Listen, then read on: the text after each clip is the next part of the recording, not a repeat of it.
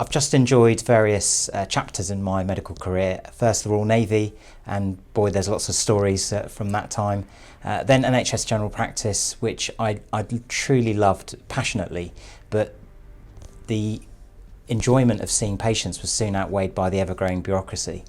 And then I went into freelance general practice, but decided to take the leap into opening my own aesthetic clinic, Perfect Skin Solutions. So the main motivational driving force was really a better work-life balance.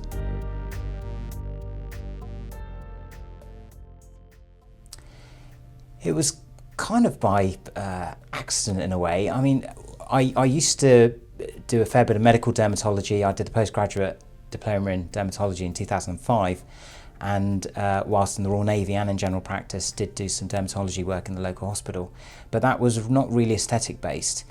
A few colleagues tried to encourage me to go into a bit of aesthetics, but I used to say, God, I don't want to make people look like what you see in the magazines, you know, that I used to call it the Marbella look. No offence to anyone in Marbella. And so I was put off. And then a friend persisted, a GP friend, and said, look, you'd be really good at this.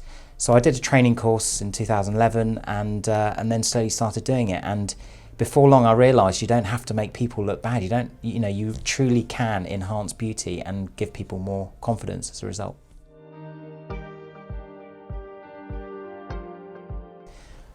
So initially it was very much part-time. I was mainly still doing NHS general practice and a bit of occupational medicine. And treatments were really limited to injectables, a bit of skincare, maybe some chemical peels. But patients would start asking me and they say, oh, you're a doctor, how do I deal with this acne? And I'd be like, okay, let me look into this. And then as I increased my portfolio, then they'd be saying, oh, what about the scarring? So I then looked at lasers and microneedling. And so it just started growing. My patients almost allowed me to grow because they were saying, well, can you do something about this? Can you do something about that? And before I knew it, I was needing more time to do this work. And with that grew my passion, my interest, my knowledge, and certainly my skill set. And here we are today.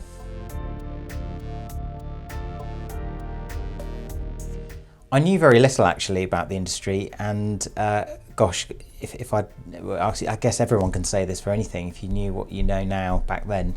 But I really went in a little blindly, to be honest. A lot of my decisions in life have been made on gut feeling, and also if someone who I respect, gives me some advice or opinion, I'll readily just say yes and go for it. So it was a bit blind.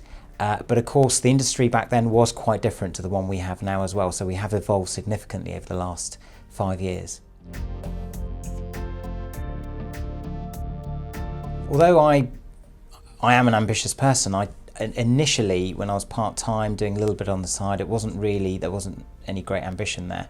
But once I opened my clinic, I remember in the first week saying to someone, I want to be considered the best clinic in the South Coast, and then that ambition slowly grows, and before you know it, in the region, and then maybe in the country. But there are of course colleagues with other exceptional clinics as well around the country, but we're certainly now recognised as one of the leading clinics. We attract new patients from all around the country who have no connection with the city, and even patients from abroad. So I do feel we've reached certainly that goal.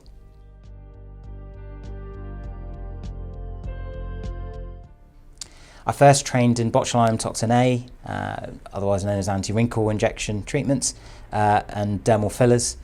And of course the training then was quite basic, and now certainly we've evolved a lot.